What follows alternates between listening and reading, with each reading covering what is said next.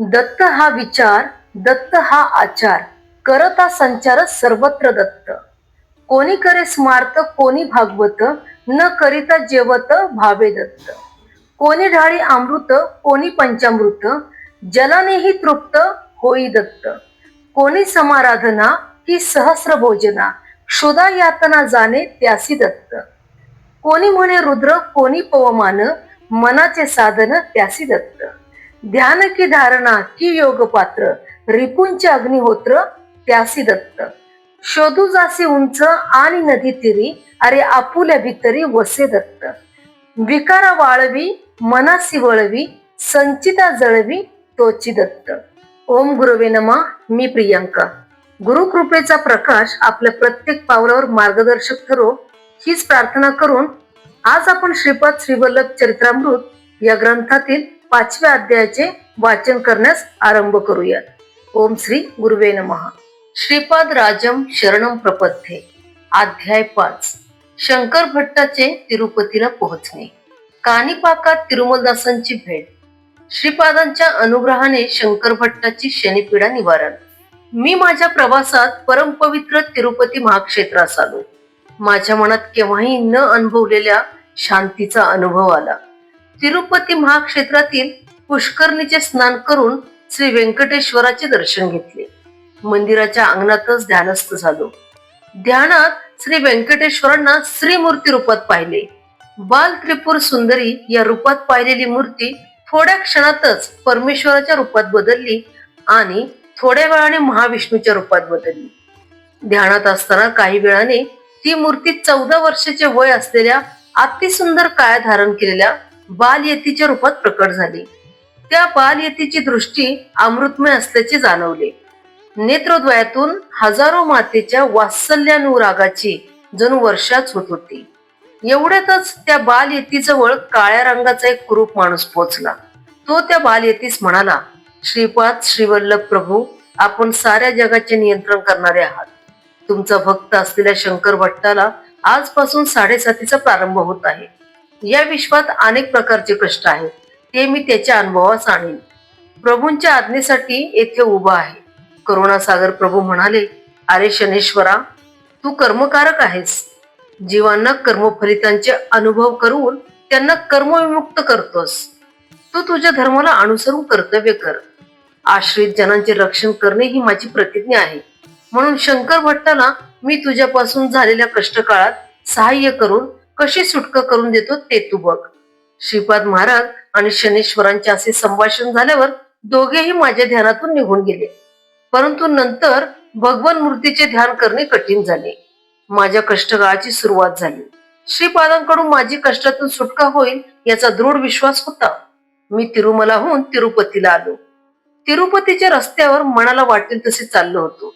मन चंचल होते. एक न्हावी मला बळजबरीने थांबवून म्हणाला, तू 20 वर्षापूर्वी घरातून पळून गेलेला सुबैया आहेस ना? तुझे आईबाप काळजी करीत आहेत. तुझी भार्या रजस्वला झालेली आहे. ती वयात आली आहे. तू तिच्या बरोबर संसार कर. मुलाबाळासहित सुखी राहा. तेव्हाच मी म्हणालो, अहो, मी शंकर भट्ट नावाचा कन्नड देशात राहणारा ब्राह्मण. वाट सुरू आहे आणि पुण्यक्षेत्र संचार करीत येत आहे. मी दत्तभक्त आहे. श्री दत्त प्रभू श्रीपाद श्रीवल्लभ या नामरूपाने अवतरले आहेत असे ऐकून कुरुबड्डीला प्रयाण आरंभिले आहे. परमपवित्र गायत्रीची शपथ घेऊन सांगतो, मी ब्रह्मचारी आहे. मी तुम्ही म्हणता तो सुबैया नावी नाही. परंतु माझा आवाज ऐकणारे कोणी नव्हते.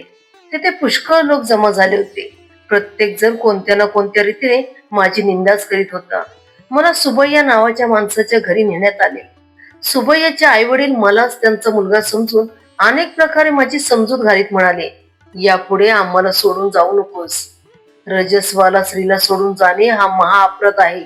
त्यातीलच एक माणूस म्हणाला, सुबैया धाडे आणि मिशांनी झाकला गेला आहे. याचे क्षौर कर्म केल्यास पूर्वीची कळा येईल.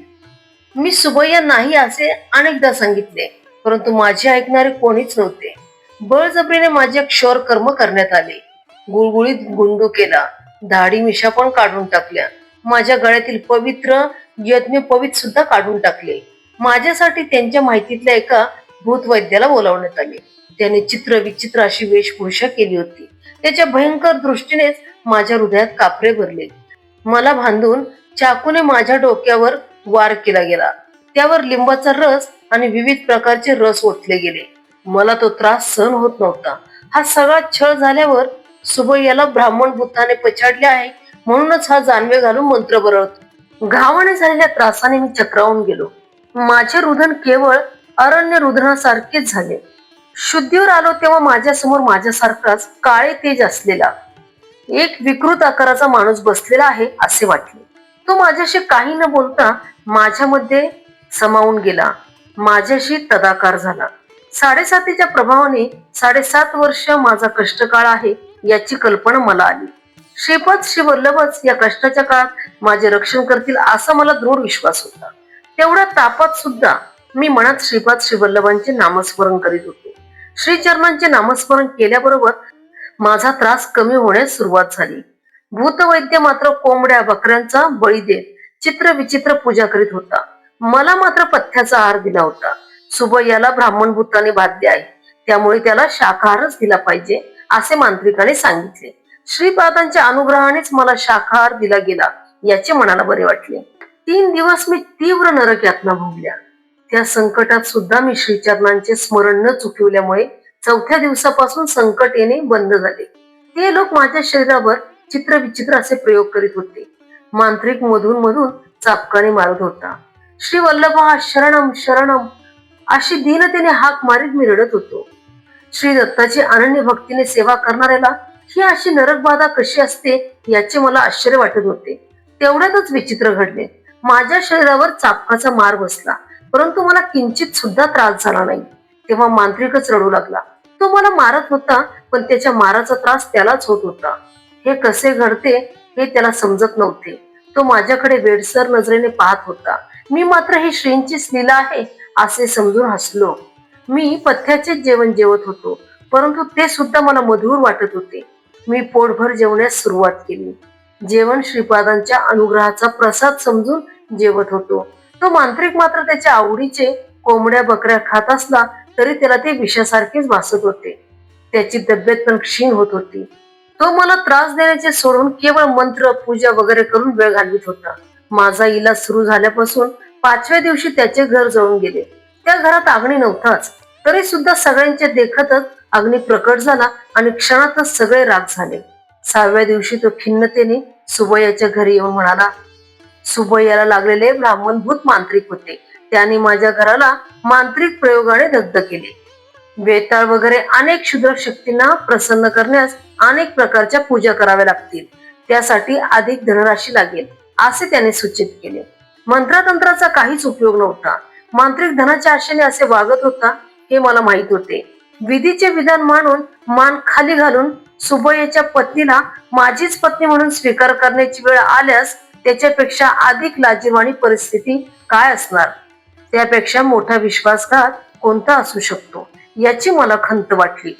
विधी माझ्या जीवनाशी एवढ्या क्रूरतेने का खेळत आहे हे समजत नव्हते, उलगडत नव्हते. माझे काळीच कापत असल्याचा अनुभव येत होता. मी सुबैयाच्या आई वडिलांना म्हणालो, माझे मायबाप, तुमच्या सर्व स्थावर संपत्तीची विक्री करून या मांत्रिकाच्या मायाजाळात पडू नका. माझी तब्येत चांगलीच आहे. मी तुम्हाला आई वडिलांसारखेच मानतो. तेवढ्यावरच मला मांत्रिकाकडून मुक्ती मिळाली. सुबैयाचे आई वडील अत्यानंदित झाले. त्यांच्या डोळ्यातील आनंद पाहून माझे डोळे पण ओले झाले. परश्री माते समान असते म्हणून येणाऱ्या संकटातून माझी रक्षा करावी, धर्मभ्रष्ट होऊ देऊ नये असे अत्यंत दीनपणे मनातल्या मनातच श्रीपादांची प्रार्थना करीत होतो. माझा इलाज सुरू झाल्यावर 8व्या दिवशी माझी सेवा करणाऱ्या सुबैयाच्या पत्नीला बघून म्हणालो, माझ्या बाबतीत तू काय समजतेस? मी खरा खरा सुबैयाच आहे यावर तुझा विश्वास आहे का? त्यावर ती म्हणाली, मी 2 वर्षाची असताना माझे लग्न झाले. आता माझे वय 22 वर्ष आहे.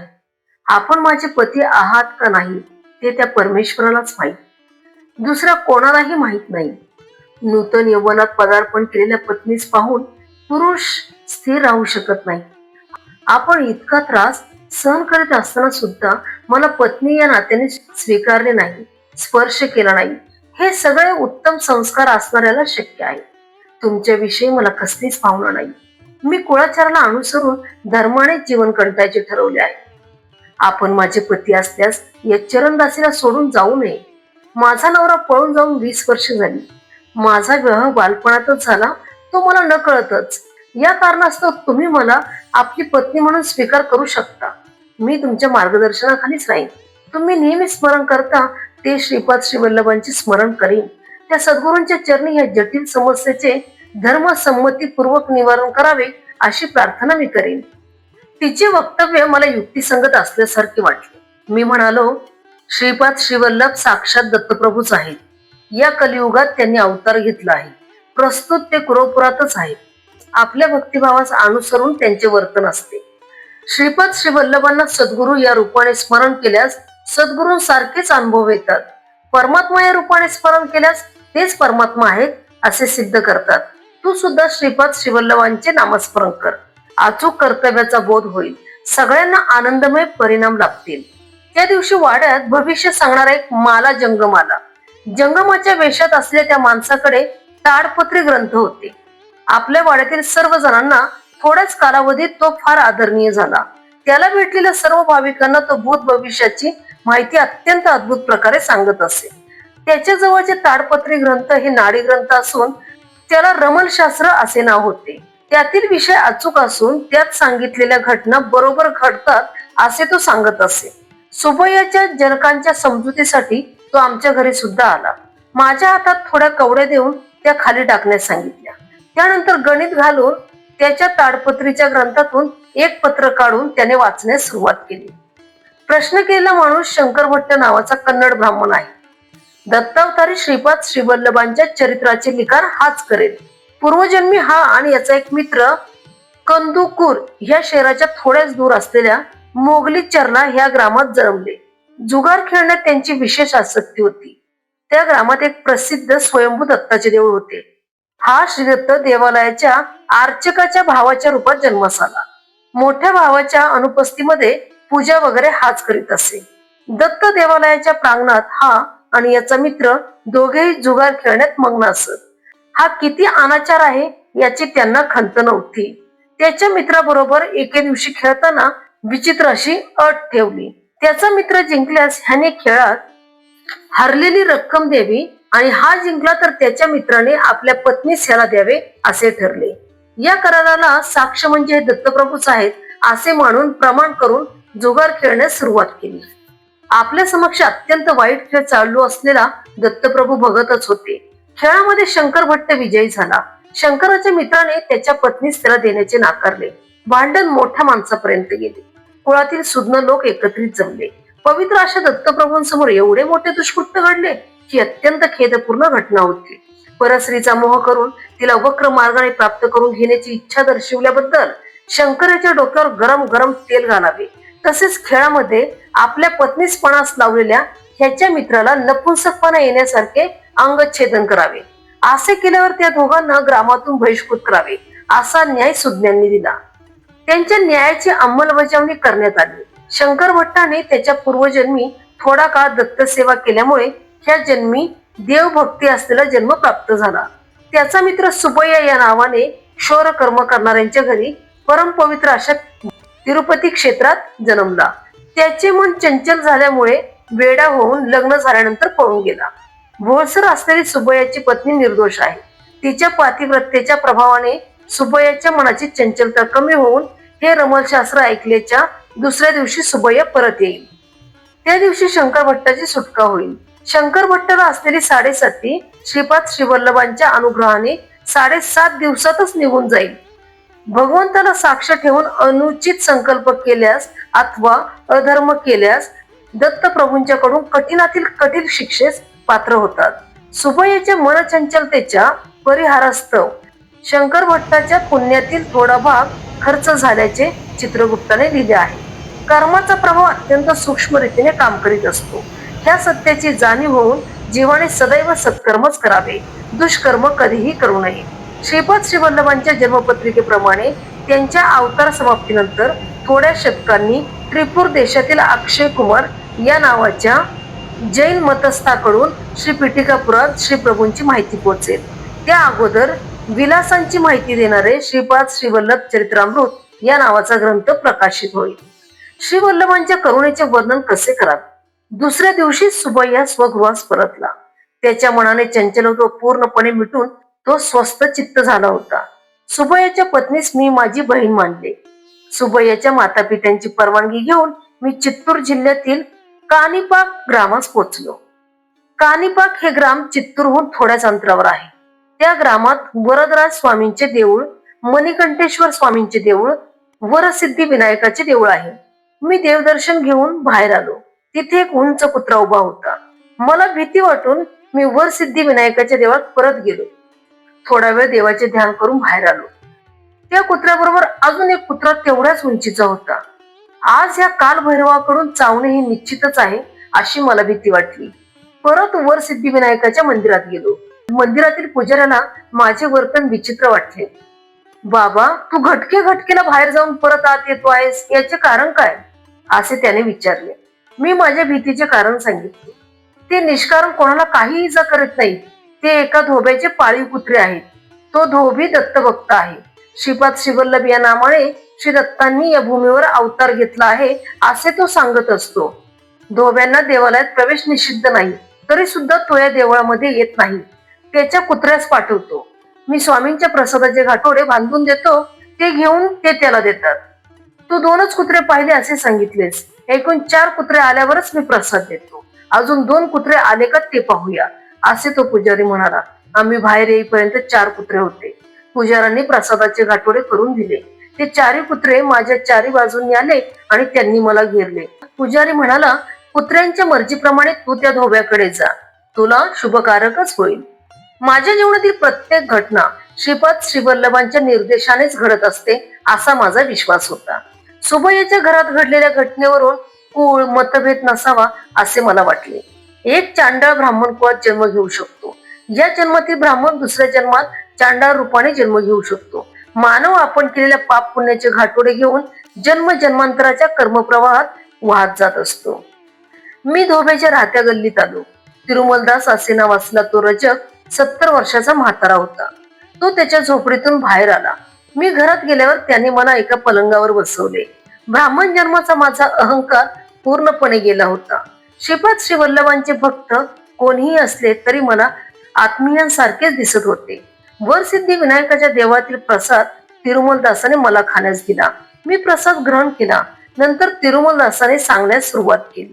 ते म्हणाले, बाबा, आजचा दिवस माझ्या अत्यंत भाग्याचा आहे. आपल्या दर्शनाचा लाभ घडला. तुम्ही माझ्याकडे कधी याल याची उत्सुकतेने वाट पाहत होतो. बाबा शंकर भट्टा, वरसिद्धी विनायकाचा प्रसाद घेतलास. तू आजच्या दिवशीच श्रीपाद श्रीवल्लभांच्या चरित्रामृताचा श्री गणेशा कर. तुला श्रीवल्लभांचा आशीर्वाद पुरोपुरात लाभेल. तिरुमलदासाने त्याचा पूर्ववृत्तांत सांगायला सुरुवात केली. मी पूर्वजन्मी एक प्रतिष्ठित वेद पंडित होतो, परंतु परमलोभी होतो. माझ्या मृत्यूसमयी नुकतेच जन्मलेले गायीचे वासरू जुन्या चिंधीस चघळताना पाहून त्यास जपून ठेवण्यास मुलांना सूचना दिली. मरतेवेळी मलिन वस्त्रावर नजर ठेवून मी प्राणत्याग केला. त्यामुळे रजकाच्या जन्मास आलो. मरतेवेळी ज्या संकल्पाने प्राणत्याग होतो त्याला अनुसरून त्याला दुसरा जन्म मिळतो.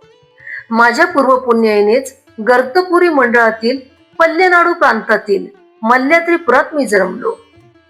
तेच मल्ल्यात्रिपूर कालांतराने मल्लाती या नावाने ओळखले जाऊ लागले. त्या ग्रामात मल्लाती नावाची 2 घराणी होती.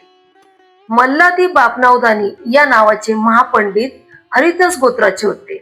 मल्लादी श्रीधर अवधानी या नावाचे महापंडित कौशिक गोत्रिक होते. श्रीधर अवधानी यांची बहीण राजमांबा हिचा विवाह बापनावदानी यांच्या बरोबर झाला. गोदावरी मंडलांतर्गत असलेल्या आईनविल्ली या ग्रामात झालेल्या गणपती महायागास दोघेही गेले होते. शास्त्राप्रमाणे शेवटच्या आहुतीचा गणपती आपल्या सोंडेत स्वीकार करेल आणि आपले स्वर्णकांतीयुक्त स्वरूपाचे दर्शन देईल असे पंडितांचे मत होते. यज्ञाच्या शेवटी स्वर्णमय कांतीने गणपतीने दर्शन दिले. शेवटची आहुती आपल्या सोंडेत घेतली आणि मी स्वतः संपूर्ण कलेने श्री गणेश चतुर्थीच्या दिवशी श्रीपाद श्रीवल्लभ रूपाने अवतार घेईल असे वचन दिले. यज्ञास आलेले सगळेच लोक आश्चर्यचकित झाले. त्या सभेत 3 नास्तिक होते. ते म्हणाले, दिसते ते सगळेच इंद्रजाल आहे की महेंद्रजाल आहे, पण गणपती मात्र नाही.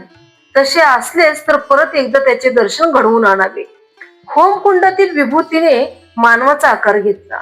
त्यानंतर ती महागणपती स्वरूपात रूपांतरित झाली. ते रूप बोलू लागले, मूर्खांनो, त्रिपुरासुराच्या वधाच्या वेळी शिवाने बलिचक्रवर्तींना निग्रह करण्यापूर्वी, तसेच शिवाचे आत्मलिंग घेऊन जाणाऱ्या रावणास विरोध करतेवेळी भगवान विष्णूने, महिषासुराचा वध करण्याच्या समयी पार्वतीने, भुभार घेण्यापूर्वी आदिशेषाने, सर्व सिद्धी सिद्ध होण्यापूर्वी सिद्ध मुनींनी, प्रपंचावर विजय साधण्याच्या निमित्ताने मन्मथाने, याचप्रमाणे सकल देवतांनी माझी आराधना करूनच अभीष्ट प्राप्त केले. सगळ्या शक्तींचे मीच भांडार आहे. मी सर्व शक्तिमान आहे. राक्षसी शक्ती सुद्धा माझ्यामध्येच आहे. सर्व विघ्न करता मीच, सर्व विघ्नहर्ता सुद्धा मीच आहे. दत्तात्रय म्हणजे कोण समजणार? हरिहर पुत्र असलेला धर्मशास्त्र तोच. विष्णू रूपात ब्रह्मरुद्र रूप विलीन झाले तेच दत्त रूप होय. धर्मशास्त्र रूपात गणपती षण्मुख रूप विलीन झालेले हे रूप सुद्धा दत्तरूपच आहे. दत्तात्रय हे सर्व काळ त्रिमूर्ती स्वरूपच असतात.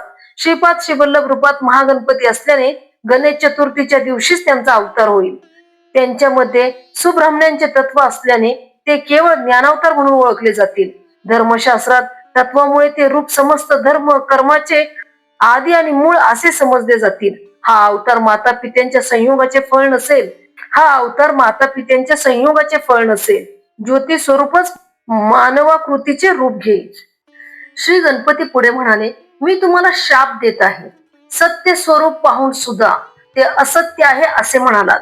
त्यामुळे तुमच्यापैकी एक आंधळा जन्मेल.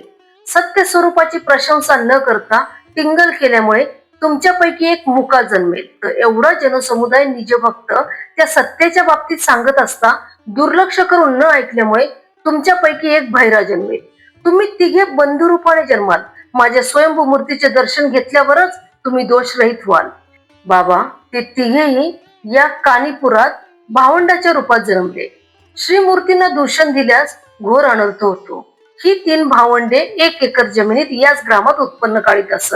त्या शेतात पायथ्याला एक विहीर होती. मोठीच्या साह्याने पिकांना पाणी देण्याची सोय केली होती. एका वर्षी दुष्काळ पडला. जमिनीतील पाणी वाळून गेले. एके दिवशी विहिरीत असलेले पाणी सारे खर्च झाले. फावडा घेऊन तिघेही वाळू काढण्याच्या प्रयत्नात होते. त्या पाण्याखालील भागात असलेल्या दगडावर फावडा लागून रक्ताचा फवारा वर आला. रक्त हाताला लागल्याने मुक्याला वाचा फुटले. पाणी सुद्धा विहिरीत यथाविधी भरू लागले. पाण्याच्या स्पर्शाने भैऱ्याचा दोष गेला. तिसऱ्या आंधळ्याने त्या पाण्यातील दगडाला स्पर्श केल्यामुळे त्याचे अंधत्व नाहीसे झाले. त्या स्वयंभू विनायकाच्या दगड मूर्तीच्या डोक्यावर फावडा लागून रक्तस्रावास आरंभ झाला. ती स्वयंभू मूर्ती बाहेर काढण्यात आली. त्या वरसिद्धी विनायक प्रतिष्ठापना करण्यास सत्य ऋषीश्वर असे नामांतर झालेले बापन्नावधानी आणि त्यांचा मेहुणा श्रीधरावधानी या ग्रामास आले होते. वरसिद्धी विनायक त्यांना म्हणाले, महाभूमीमधून या लोकात आलो. पृथ्वी तत्वावर अवतार घेतला. हे तत्व कालांतराने अनेक रूपात रूपांतर होईल.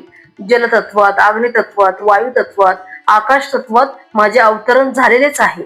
ऐन विल्लीमध्ये तुम्ही केलेल्या महायज्ञातील भस्मानेच हे रूप धारण केले. नंतरच्या कर्तव्याचे आदेश देतो. श्रीशैल्यामध्ये कळा कमी आहे. सूर्यमंडळातील तेजाचा तेथे शक्तिपात केला पाहिजे. तुम्ही श्रीशैल्यामध्ये शक्तिपात केल्याच्या दिवशीच गोकर्णमध्ये, काशीमध्ये, बद्रीमध्ये, केदारमध्ये एकाच वेळी माझ्या विशेष अनुग्रहाने शक्तिपात होईल. श्रीपाद श्रीवल्लभांच्या अवतरणाचा समय निकट येत आहे. श्रीधरा, तुझ्या घरचे नाव श्रीपाद म्हणून बदलत आहे. कौशिक गोत्रिक तुमचे वंशज आजपासून श्रीपाद या आडनावाने ओळखले जातील. बाबा शंकरा, मल्ल्यादीपुरातून सत्य ऋषीश्वर आणि श्रीधर पंडित पिठिकापुरात निवास करण्यास गेले. मी श्रीपाद श्रीवल्लभांच्या अनेक बाललीला पाहिल्या. उद्या मी तुला त्या सविस्तर सांगेन. माझ्या पहिल्या बायकोपासून मला एक मुलगा झाला. त्याचे नाव रविदास आहे. तो कुरवपुरात राहत आहे. श्रीपादांची यथामतीने सेवा करीत असतो. मी श्रीपाद प्रभूंच्या आज्ञेनुसार कानीपुरातच दुसऱ्या पत्नी आणि मुलाबरोबर कुलवृत्तीला अनुसरून राहत आहे. तू श्री पिठिकापुरात अनेक महानुभावांना भेटशील. वैश्यकुळात श्रेष्ठ असे व्यंकटपय्या श्रेष्ठी नावाच्या व्यक्तीस भेटशील तेव्हा अनेक महत्वाच्या विषयाबद्दल माहिती मिळेल. श्री श्रेष्ठींना श्रीपाद प्रभू व्यंकटपय्या श्रेष्ठी या टोपण नावाने हाक मारित असत. श्री श्रेष्ठींच्या वंशावर श्रीपादांचा अभयस्थ आहे. वत्सबाई असे उपनाम असलेल्या नरसिंह वर्मांना सुद्धा भेट. त्यांचा श्रीपादांशी घनिष्ठ संबंध आहे. तुझ्याकडून रचल्या जाणाऱ्या श्रीपादांच्या चरित्रास श्रीचरणांचा आशीर्वाद लाभेल. तू लिहिलेल्या ग्रंथाखेरीज दुसरा कोणताही ग्रंथ श्रीपादांचे चरित्र संपूर्ण रीतीने माहिती देणारा असणार नाही, ही श्रीचरणांची आज्ञा आहे. श्रीपाद श्रीवल्लभांचा जय जयकार असो. वाचन संपले, पण त्या दिव्य अनुभूतींचा सुवास तुमच्या मनात कायम दरवळत राहू. जर हे वाचन तुमच्या मनाला स्पर्शून गेले असेल तर कृपया लाईक, कमेंट आणि सबस्क्राईब करून या सेवेला तुमचे प्रेम आणि आशीर्वाद द्या. तुमचा प्रत्येक प्रतिसाद माझ्यासाठी गुरु कृपेप्रमाणेच प्रेरणादायी असतो. श्रीपाद राजम शरणम प्रपंते.